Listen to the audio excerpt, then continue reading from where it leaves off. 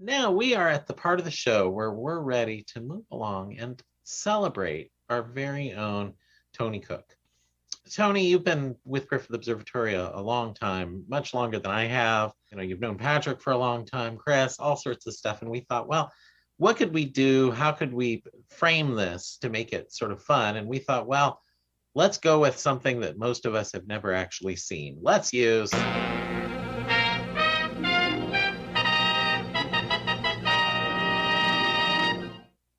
This Is Your Life, Tony. So first of all, it started all the way back in 1935 when you attended the opening of Griffith Observatory. I think you took some pictures at it. So there's Tony standing off to the side in the background waiting for everything to happen.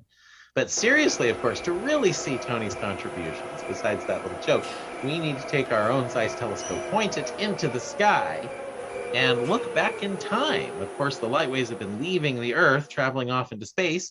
So we're going to peer ahead and take a look. What do we see here? Well, we see Doge in the UFO. Back in the late 70s, we had Voyager 1 and Voyager 2 giving views of the Earth and Moon, inspiring Tony to join Griffith Observatory in 1978.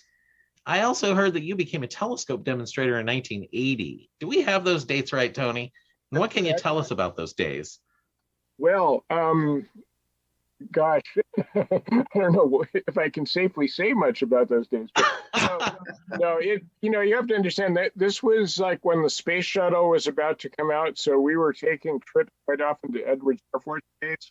And like when the Enterprise was stationed there, we got to crawl all under the 747 and around the space shuttle. And we were trading trips there for laserium shows with the NASA staff because they didn't have much entertainment out there. Oh, really? I'm sure. So are you thinking they can't fire me? Is that the reason you're telling the story? It was actually a perk that we had back then as being a guide, is you could, as long as you arranged it with your supervisor, you could have guests to the shows. So we pushed that as far as we could, I think, with who we offered shows to. But well, let's move along in time and see what else we have here to take a look at. That's right. Move along into the 70s and 80s. Voyager 1 encounters Saturn. That was an amazing encounter. Remember, this is all pre-internet era, so to see the Voyager pictures, we had to set up a microwave relay from Mount Wilson to get JPL's rebroadcast. Yeah, amazing. Now, what about Halley's Comet coming back in 86? Well, oh gosh. Now this we showed all the way from the end of October 1985 until May 1986. And the hours were so long showing this that everybody's nerves were frazzled by the time it was done. But one of the things, so many people came up to the observatory to see it. Well, I took my trip to Australia then, and the headlines in the papers were the lines at Griffith Observatory to see Halley's Comet. I could not get away from Griffith Observatory, even in Australia. It was on the news. It was, McDonald's in Australia had a menu where you could win a trip to Los Angeles to see the famous Halley's Comet, even though it was much better in Australia. So, Tony, I know that in the past that you've shared a story about Halley's Comet on your flight to Australia. Oh, yeah. Well, even long before Halley's Comet came, I was thinking, it's going to be really low in the south. So how could you see it? And I was thinking, an airliner would give you a view even when it was close to the sun because your altitude and the darker sky and stuff. So I happened to be on a site survey thing to Australia to find out where to send amateur astronomers. I was actually working full-time at a telescope store, part-time as a guide. So this was through the telescope store. And I realized that this was like a week after it passed by the sun. It still lost almost in the glare. But I thought, what better place? I'm in a jet. I'm, 35,000 feet over the Pacific. I bet I could spot the comet early. So I asked the passenger if I could, look through his window because it's almost dawn. And the guy said, no, all right. And I looked and a steward comes out. He goes, excuse me, sir, what are you doing? Air New Zealand flight. I said, I'm looking for a comet. He goes, that wouldn't be Halley's Comet, would it? I said, yes, it is. And he goes, just a minute, don't move. And he goes up, comes back, goes, the captain wants to see you on the flight deck. And I go, me? What? So I go up the spiral thing and up into the cockpit and I had to duck down and not hit the navigation stuff. And the guy says, so they tell me that you've seen Halley's Comet. Tell me its altitude and azimuth. I go, oh, it's about 97 degrees and about 13 degrees high. That fuzzy spot there. He goes, yes, thank you. From now on, we will tell our passengers where to look for it. It actually was like literally the second day that it had been visible from anywhere. Even European they only picked it up a few hours earlier. So I do think it's funny that Tony goes on vacation to the other side of the world and is conducting star parties exactly, even in an aircraft, just exactly like you do back at the office. This is not a career so much as it is a life avocation. You were even doing star parties for Australians out by Ayers Rock, if I remember right, showing them things through your telescope. Oh, yes. Don't you ever leave work?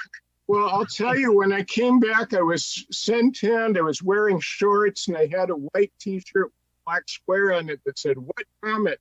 And I had a beard that was, 10 feet long and, totally uncombed hair and everything. And I walked towards the observatory, and somebody on the lawn turned around to me and ran up and said, "Do you work here?" I go, "Do I look like I do? All right, I guess so." You just look like the kind of guy who should, Tony. I'm sorry.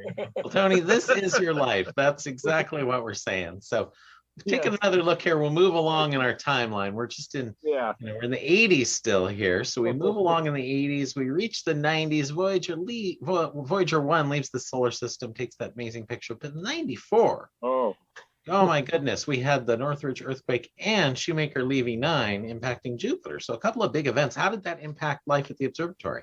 Well, I mean, it shut it down for many weeks because the earthquake, I was actually not in town when that happened. I was in San Francisco. But I came back to it, and within a few days, I was as shell-shocked as everybody who had been through it because there were so many aftershocks. I remember I was in the break room eating dinner where our production office is now, eating lunch, with people, and a 7 magnitude or 6 magnitude aftershock hit. And I remember somebody going through a door and you could see the horizon framed in the door and it's swaying like a ship. And I panicked. I ran upstairs and I saw the Hugo Ballon paintings, which had pulled out of their lateral supports, swinging like a giant, like a big bell almost. And I was just absolutely terrified. We actually got hit by 2 equal-sized aftershocks within about a minute of each other. So I was upstairs for the second one.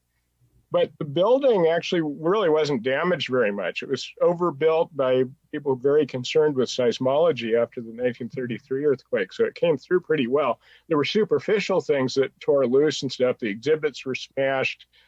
Even our solar telescope, the tracking mirrors were dangling off the side of the platform they're on. And it was pretty hair-raising. A lot of exhibits. I remember Patrick had to advise on hazardous materials that had fallen out of our elements exhibit because the windows were all smashed and all the exhibits. So did you manage to get things put together to be able to show off Jupiter at all, or at least talk about it to the public? Yeah. So by July, things are back to normal. And I'll tell you, actually, the fun with that started a year before because we used to get these postcards from the International Astronomical Union. And I opened the one that announced the discovery of this comet that was now trapped in orbit around Jupiter and that would no doubt that was already torn apart by gravity and then was doomed a year later to smash into Jupiter. And I remember showing it to supervisors. Look, we're going to get a collision with Jupiter. And the reaction, at least from one of my boss actually at the time was, well, no one will ever see that. I go, well, what do you mean? He said, well, it's on the far side of Jupiter, and Jupiter's so huge compared to a comet. What could that do? So I finally kind of developed the attitude, well, no matter what happens, where are people going to go to find out about it? And of course, Griffith Observatory. So I was pushing for, let's do everything we can, and everybody else planned their vacation. Literally, the only full-time person besides me at the observatory was the shop supervisor and his staff. But everybody else didn't want to be there for the big disappointment. So I pretty much got to do what I wanted with that.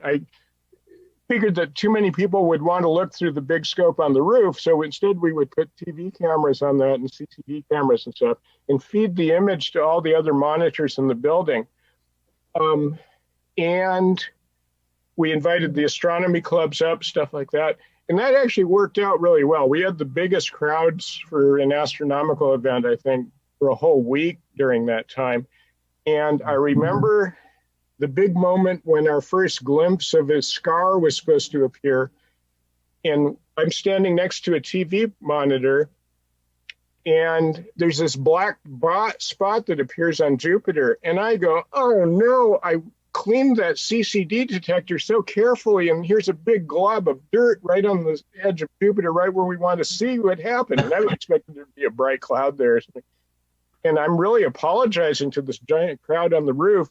And all of a sudden, Kirk Palmer, the telescope demonstrator, comes and taps me on the shoulder. And he goes, Tony, I've been moving the telescope. It's moving on Jupiter. That's something from the collision. And I go, oh my gosh, ran downstairs, pushed somebody aside from one of the LA Astronomical Society telescopes and looked, and sure enough, you could see it. Now, I pushed politely, but I realized it might be a little hard for someone who hadn't seen Jupiter to see, but actually it was very easy. And it was just an amazing week. And day after day, we saw new scars. They modified as the wind blew around, and we had the same consistent crowds night after night.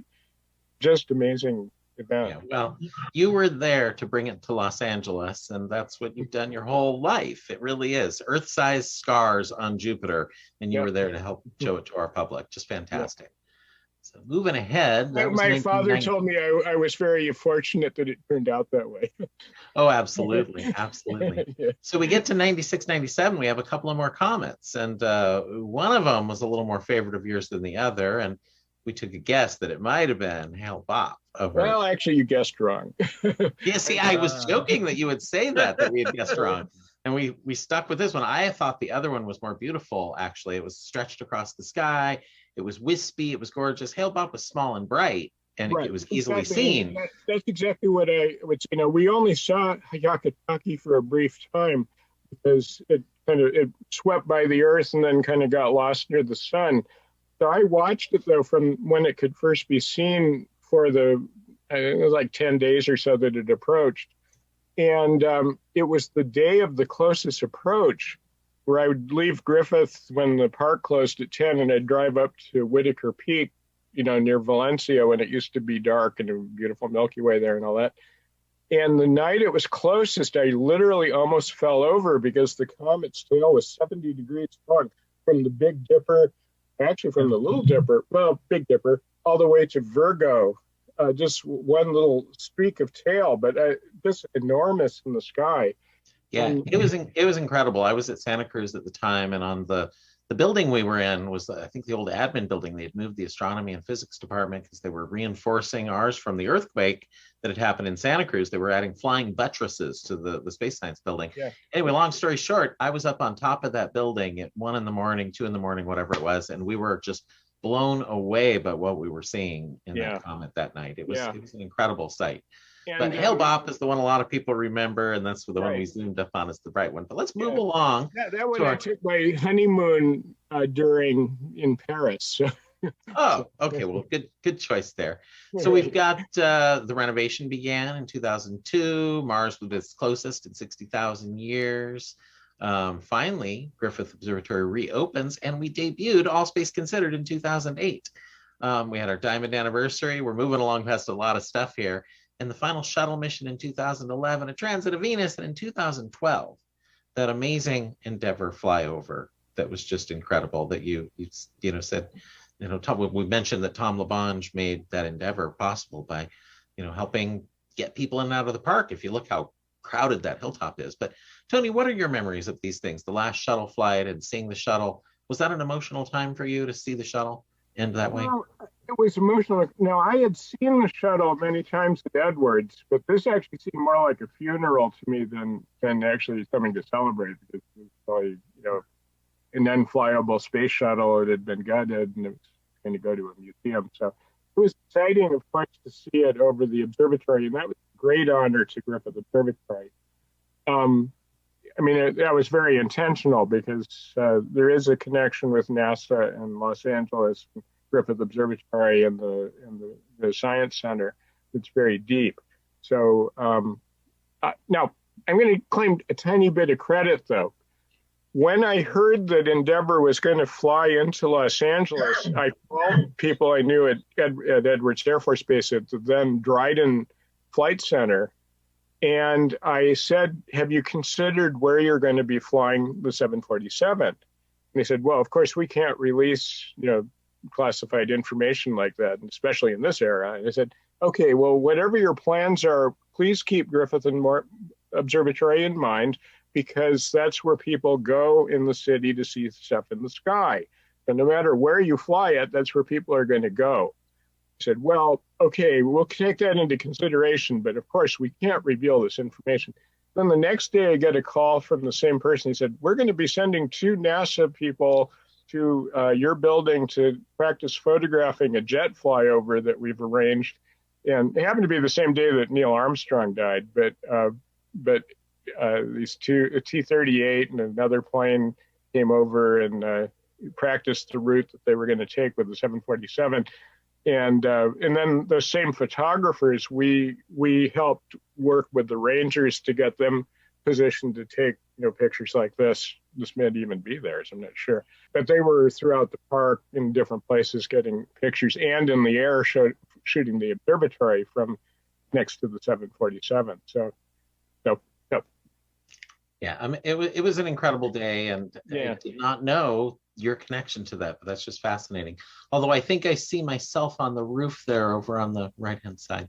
That's right. Well, we had radios, and I remember from a hilltop I was sort of on the other side of the park, but I asked if you could have the guides open the domes, I remember.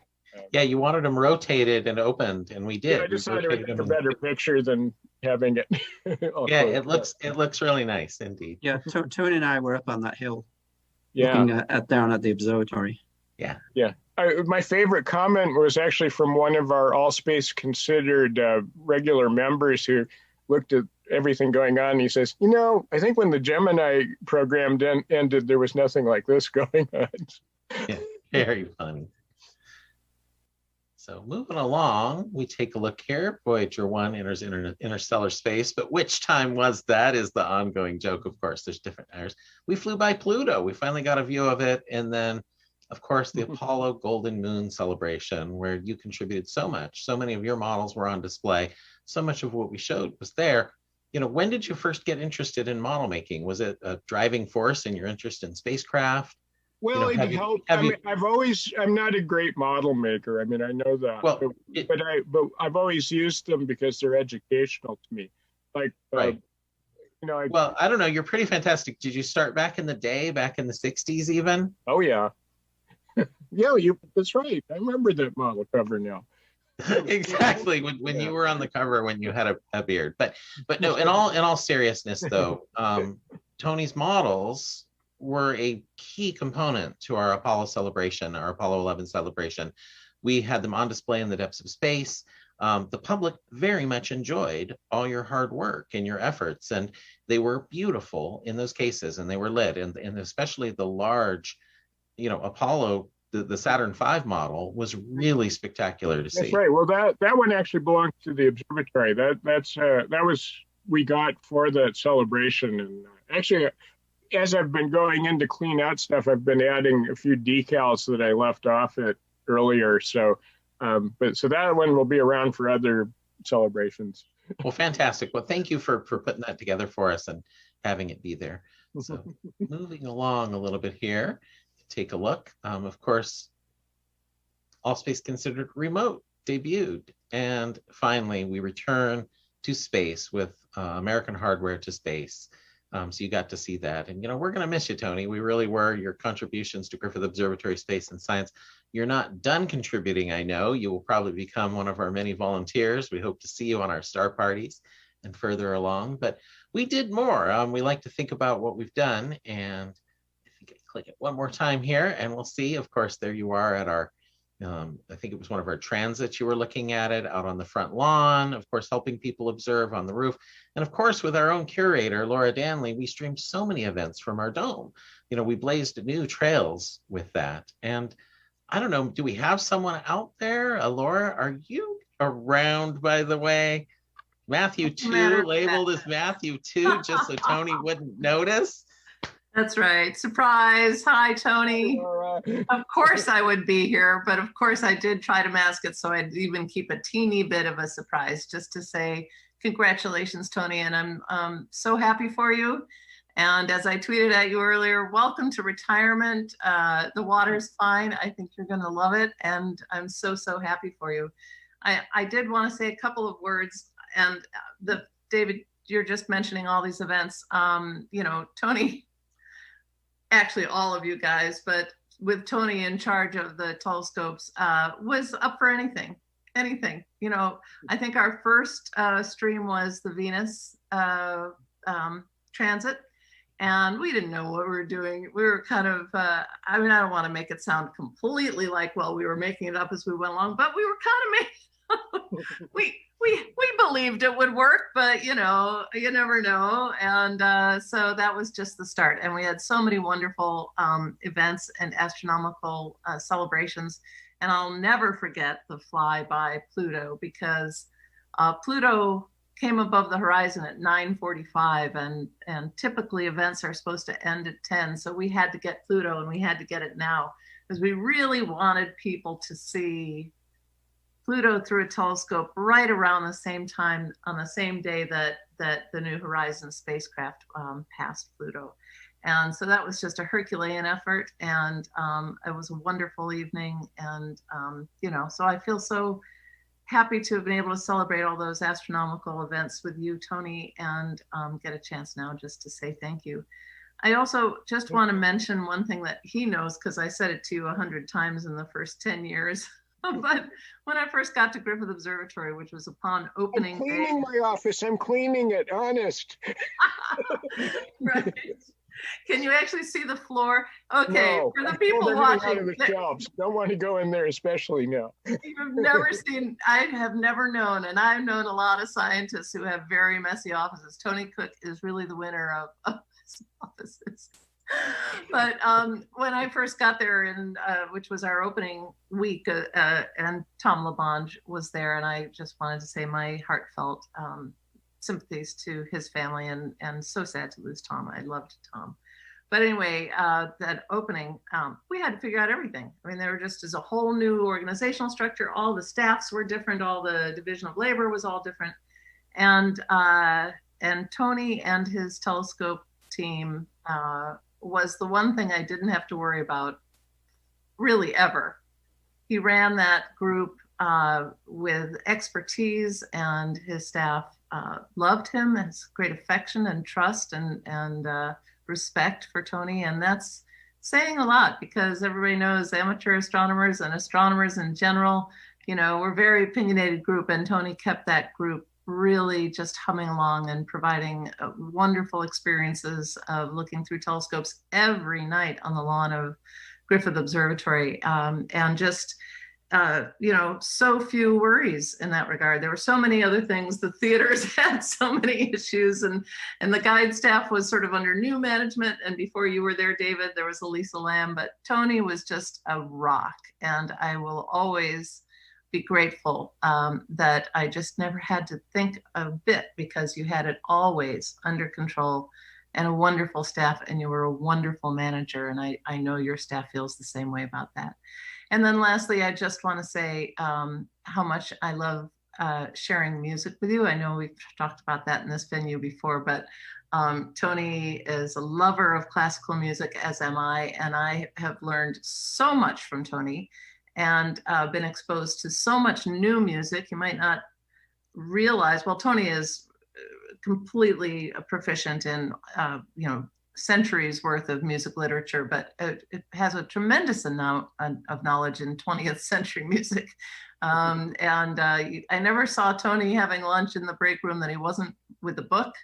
Lifelong learning lover. And I know, Tony, that your newfound freedom is going to give you the opportunity to pursue all of those passions even more. And so I'm grateful to all of you for giving me just a few minutes to say thank you to Tony and to congratulate you and pass along my deep affection to all of you. I miss you all. Well, Laura, thank you so much for joining. And Tony, I'll let you answer her, but our pleasure to have you here.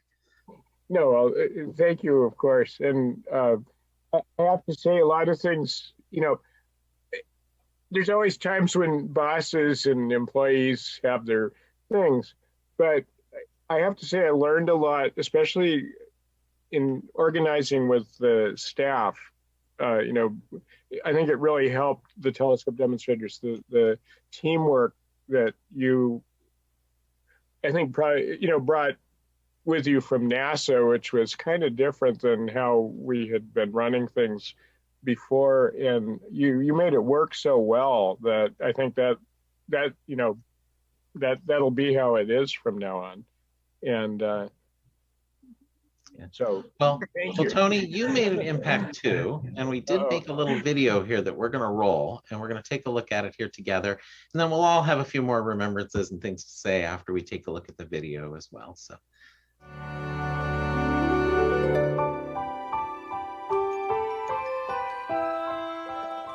How many people saw our April eclipse on the internet? Oh yeah, did anybody see it online? I see a couple people, yeah. But our total count was like... about 20 million. Yeah. We had about 20 million people watching our feed, so let's not screw up. I know, exactly. Maybe I'll focus it this time. Yeah. Right. Yeah, there's a meteor shower, and that's the Lyrid meteor shower. You mean the Lyrids? Lyrid. Are you calling me a liar? And then the scene got a little bit better, but you really could barely make out any of the shadows. In contrast, this is what Hubble saw.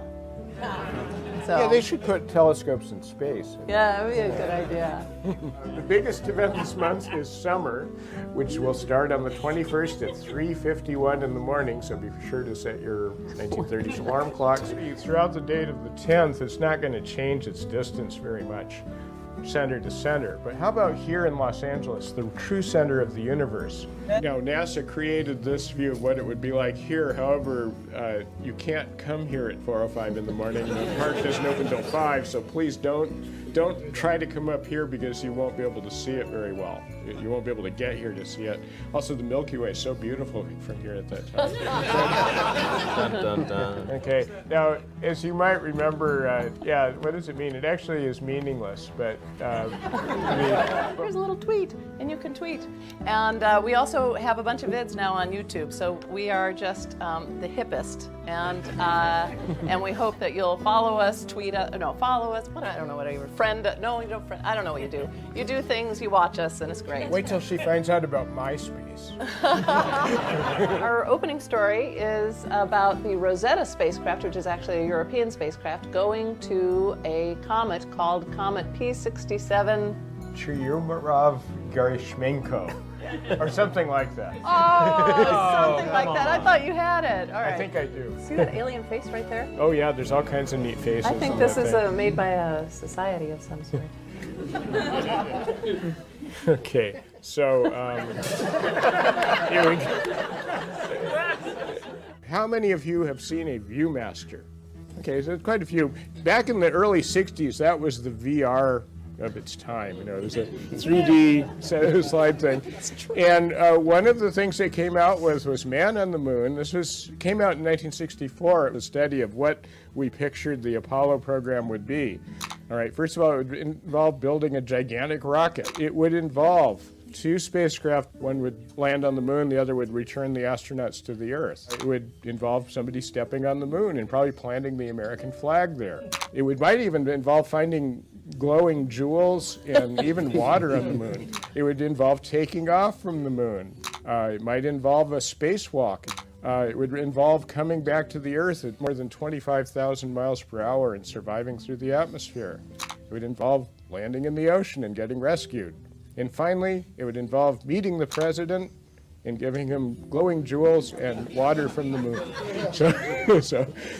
But anyway, my point in this is actually not to mock the the Viewmaster slide set. Instead, it's actually to show that we actually very early on had a pretty clear picture of what was needed to get to the moon and what our plan was to do it. I've actually thought about your role a great deal because I saw the first Saturn V launch with Walter Cronkite, and he got up and, oh my God, and held in the window and stuff. And yes, yeah. Yeah, the rocket was cool, but his reaction told you what was really happening. And I had that same experience with the Starhopper first launch. Oh, yes! Yes! Oh my God, it's actually flying! What is going to be our next story? Falcon Heavy. Just to bring you up to date on what Falcon Heavy is, SpaceX started with the Falcon rocket and decided there was really not much market for a kind of a tiny booster like that. So they went to the Falcon 9, which is like 9 of these put together into one booster, and began launching satellites and supply missions to the International Space Station. Then they developed the Falcon 9 so the first stage could land itself. And then they improved the engines with the idea that people might be riding this thing soon. That led to the current version, which is the Block 5 Falcon 9. And then if you put 3 of these together and do a little bit more fancy engineering, you end up with the Falcon Heavy, which is currently our largest booster, I mean the heaviest lift booster that exists right now. But other real important things are happening. Not again. Yes. Another supermoon.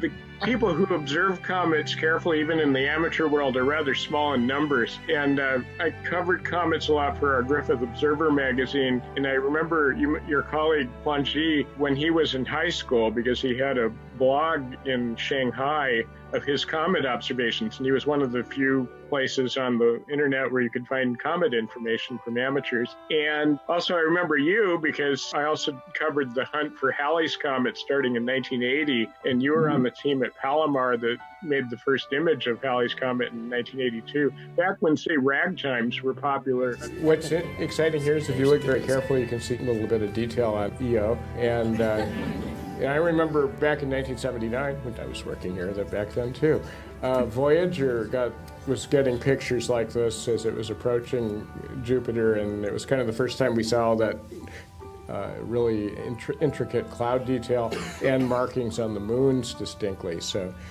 and here you can see Chang'e 4 and Yutu-2, the rover. So how do we know that's not staged? That's true. NASA could be helping the Chinese fake a moon program. That's true. Yeah.